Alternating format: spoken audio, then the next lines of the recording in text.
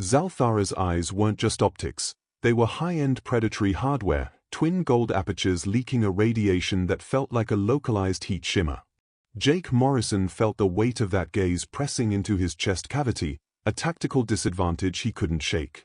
This wasn't some VR-induced fever dream or a glitch in his neural stack. It was the kind of hard-coded reality that usually ended with a body bag and a cleanup crew. She leaned forward, her movement a fluid, high-velocity grace that screamed top-tier biotech. "Don't choke on the silence, little baseline," she rasped, her voice carrying the dry, synthetic friction of ancient archives. "I've seen men crawl through radioactive slush for a microfraction of what I'm putting on the table. Legacy, immortality, the kind of firepower that can sterilize a system. What's your price?" Jake felt his internal equilibrium tilt. He could have asked for a private moon, or a digital upload into a localized heaven state. But something in the back of his mind, something older than his current sleeve, snarled. "My first question isn't on the menu," he said, his voice flat and drained of sentiment. "It's about the logic. Why the hell are you handing the keys to a high-risk asset like me?" The smile on Xal'Thara's face didn't just fade, it hit a hard reset. The Sanctum of Aethelgard went cold, the air thick with the smell of ozone and the heavy, metallic tang of impending violence. The guards, augmented husks of chrome and meat, shifted with a sound of precision-engineered dread, their tactical senses twitching. "A glitch in the script," she whispered, the words coming out like a slow-acting neurotoxin. "Most would be on their knees, begging for a software upgrade. But you want to debug the architect." Jake didn't blink. He'd stared down worse barrels than her eyes. "A black box is just a disaster waiting to happen," he countered.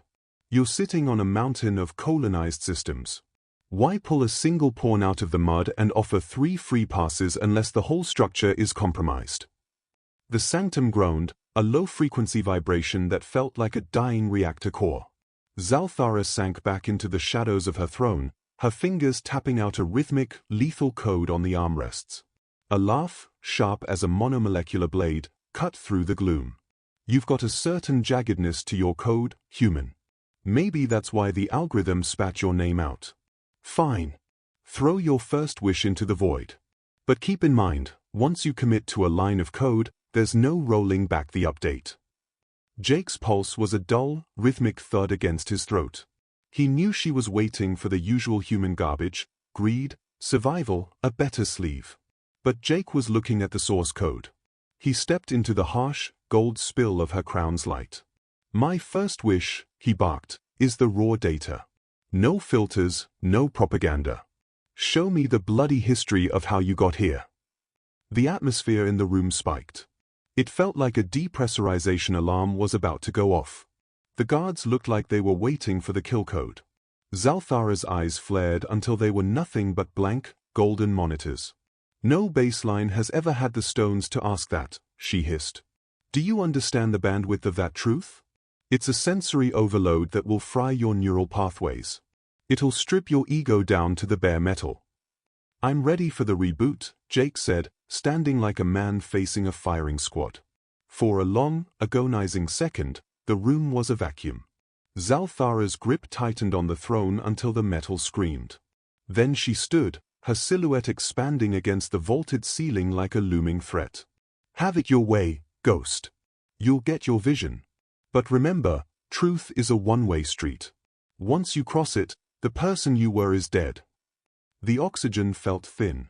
Xal'Thara signaled, and the ocularis detached like a bloated, glowing surveillance drone, hovering in the stale air.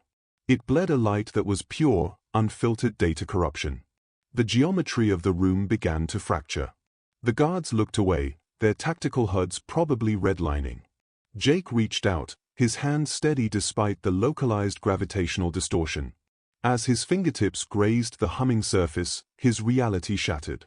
A tidal wave of raw, uncensored history crashed into his consciousness. It wasn't a gift, it was a hostile takeover. The vision was a high-def slaughterhouse. Jake saw worlds that were pristine ecosystems, jewels in the dark, before they were subjected to industrial-scale terraforming and total asset stripping. He saw the pyrosdrakes being hunted down like vermin by orbital strikes. Then came the hard data, the boots of 1,000,000 envoys crushing the life out of civilian sectors, the burn of archives, the systematic enslavement of entire genetic lineages. At the center of this scorched earth policy was Xal'Thara, the CEO of a galaxy-spanning graveyard. Jake saw the younger version of her, a high-functioning sociopath with a vision of order that required a sea of blood. He saw the price of her IPO, a mountain of corpses that served as the foundation of her palace. The data came in a brutal stream. He saw the statues, the forced worship, the faces of millions who existed only as line items in her ledger. Then, a final, classified file, Xal'Thara, alone in a cold, minimalist suite, staring at the void with the kind of hollowed-out expression you only see in people who have traded their humanity for a seat at the table. The feed cut out. Jake hit the floor hard, his nervous system screaming. His brain felt like it had been scrubbed with industrial solvent. The ocularis drifted back to Xal'Thara, who clutched it like an encrypted drive. Her eyes were hard-white gold. "The download is complete," she said, her voice echoing through the hollowed-out spaces of the hall. "Tell me, Asset, does the data taste like copper? Do you want to uninstall?" Jake's lungs burned, struggling with the thin, metallic air. "No," he grunted, forcing himself up. "The bug isn't in me. It's in the system. I see the rot now." Xal'Thara's expression didn't change, but her pupils narrowed, a minor calibration. "You think you can judge me with your primitive moral subroutines?" Jake looked at her, seeing the hollow girl behind the biotech. "You're running a dead-end empire. You're hiding in this fortress because the ghosts are waiting for you in the dark. You're the loneliest god in the sector." A surge of lethal intent came from the guards, their weapons powered up with a high-pitched whine. But Xal'Thara signaled a stand down. She let out a dry, rattling laugh. "Incredible." The others begged for a longer lifespan. "You just want to insult the management. You're either a revolutionary or a suicide case." Jake stood his ground, his legs feeling like they were made of cheap plastic. "I'm the guy who looked at the ledger," he said. Her smile vanished, replaced by the clinical coldness of an interrogator. For the first time in centuries, someone had spoken to her without the filter of fear. She stepped off the dais, her movement a masterpiece of bioengineering. The guards tracked her with their optical sensors, silent and ready. She stopped inches from him, her breath smelling of nothing, pure, sterile air. "Your wish has triggered something," she said. "You've ingested enough horror to break a platoon of soldiers. Yet your ego integrity is still holding." "Why?" "Because I've seen what happens when people stop asking questions," Jake said. Xal'Thara felt a cold ripple in her circuitry, a sensation she hadn't felt since her first sleeve. Respect. Or maybe just a glitch. She turned away, her robes hissing against the floor. "Your first wish is spent. Don't waste the next one. My mercy has a very short half-life." Jake didn't move, the data from the vision still processing in the back of his mind. He saw the faces of the millions in the slave pens. He knew his next wish had to be a tactical strike, something that would hit the infrastructure of her control. He saw her crown for what it was, not an ornament, but a neural interface that locked her into this role. The guards were a wall of chrome and hate. Xal'Thara stood in the shadows, her eyes glowing like low-power LEDs. Jake finally spoke, his voice cutting through the ambient hum of the ship. "You're just as much a prisoner of this hardware as the people in the pits," he said. Xal'Thara turned, her crown flaring with a violent, jagged discharge. "Keep your amateur psychology to yourself." But Jake didn't flinch. "Prove I'm wrong. Break the loop." The sanctum went into a deep, oppressive silence. Xal'Thara's breathing was the only sound, a slow, regulated intake. She felt the logic of her world starting to fail. For the first time, a baseline human was hacking her reality. The memories were a persistent virus in Jake's mind. Every time he closed his eyes, he saw another system being stripped for parts.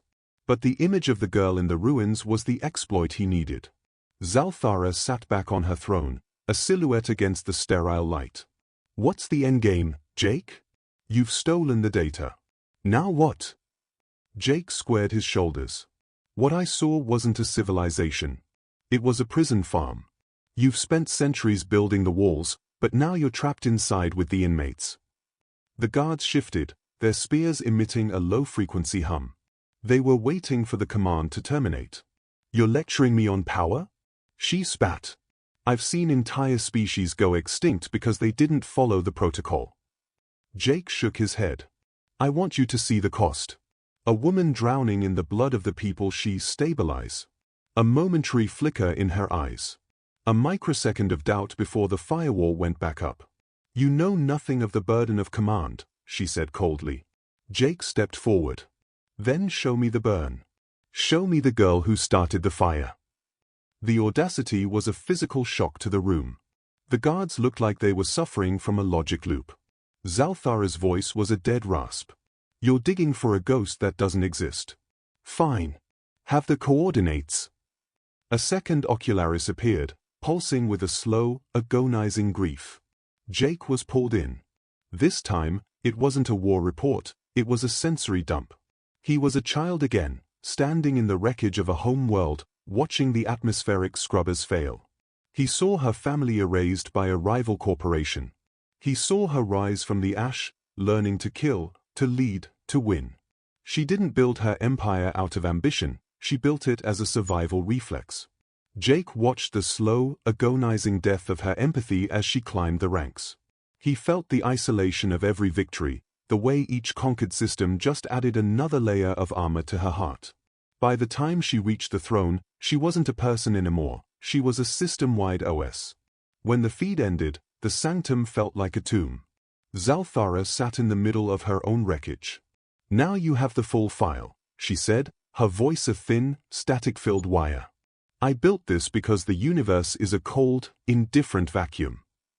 Jake replied, you built a shield so thick you can't feel anything anymore. Including yourself. Enough. She thundered, the sound shaking the very deck plates. You think your pity is a weapon? Jake stood firm. It's not pity. It's a diagnostic. And the diagnosis is that you're dying in here. The guards stepped forward, but she waved them back with a hand that was visibly trembling. Jake stepped into her personal space. I've got my second wish.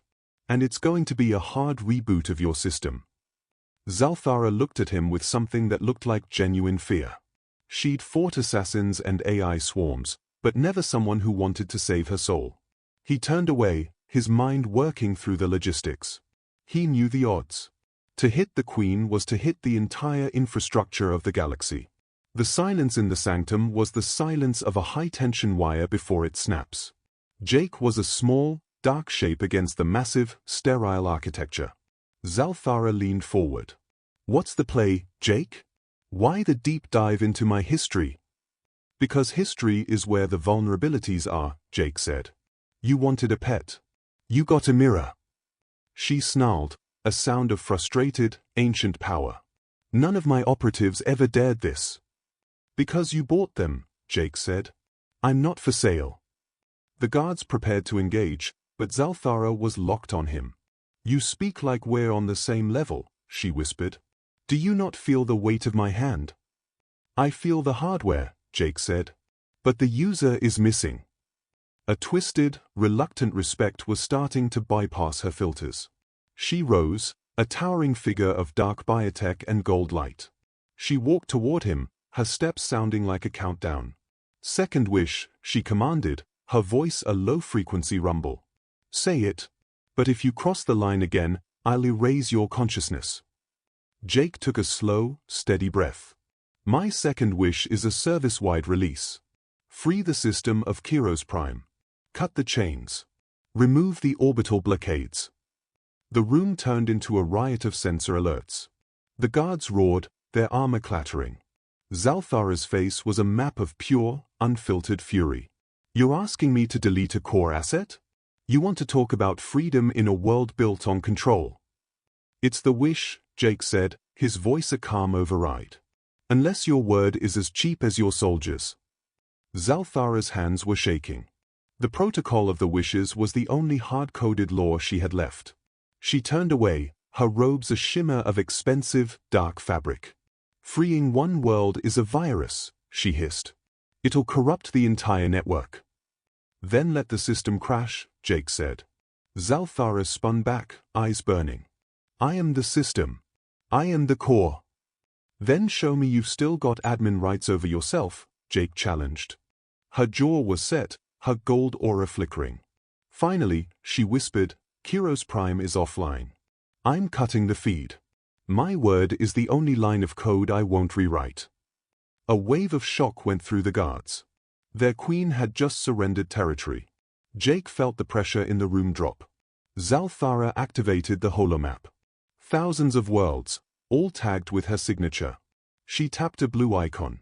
Kyros Prime, she said, her voice sounding like a system failure. I'm purging the data. It's gone. The gold tag on the planet vanished. Across the sector, the blockades powered down. The people of Kyros Prime looked up and saw a sky that wasn't a cage anymore.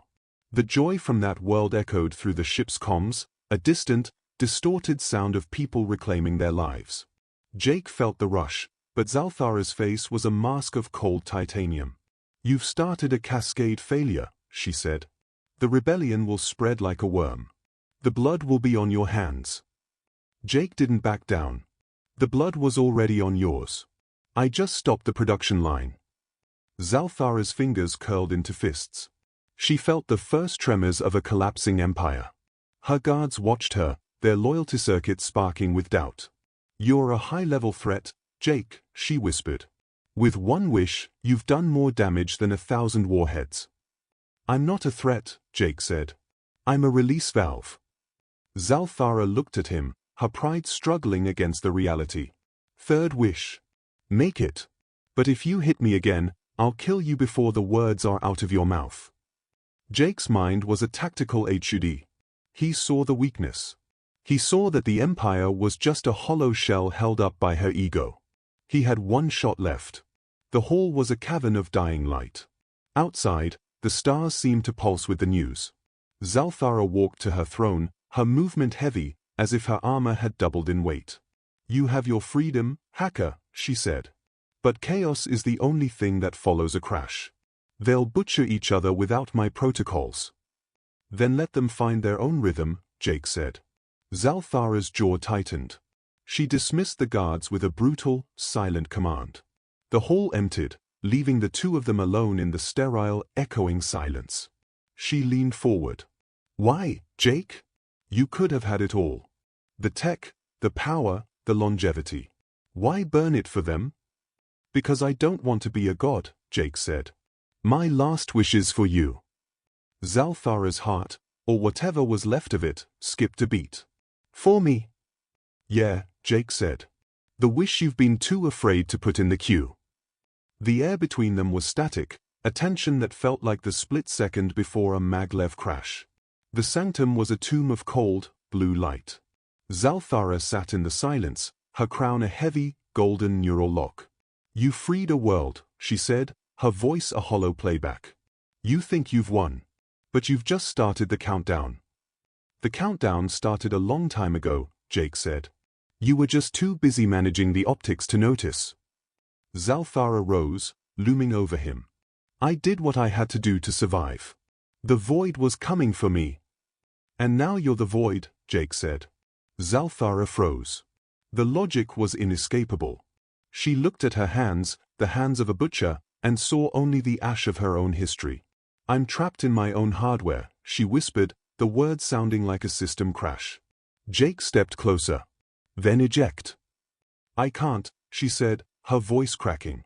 The OS is fused with the meat. Then let me override it, Jake said. Xal'Thara stared at him, her eyes wide with a terrifying, desperate hope. What is it, Jake? What's the final wish? Jake took her hand, his warmth a shock against her cold, augmented skin. My final wish, he said, is that you remember the girl in the ruins. Remember what it felt like to not be a god. Remember how to be free. Xal'Thara screamed, a sound of static and raw, human agony. Her crown erupted in a blinding, violet discharge. The deck plates buckled. The golden chains around her heart shattered, throwing off sparks like a dying sun.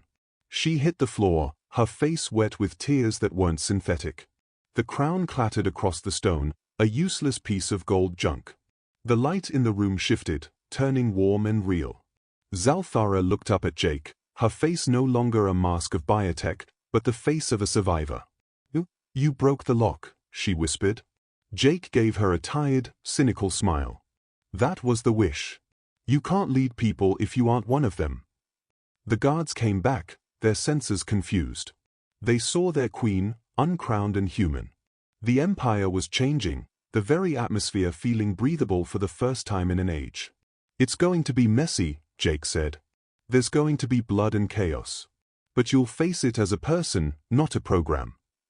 Xal'Thara looked at her crown in the dirt. She didn't reach for it. She looked at Jake, her eyes full of a new, dangerous clarity. Maybe, she said, the void isn't the worst thing out there.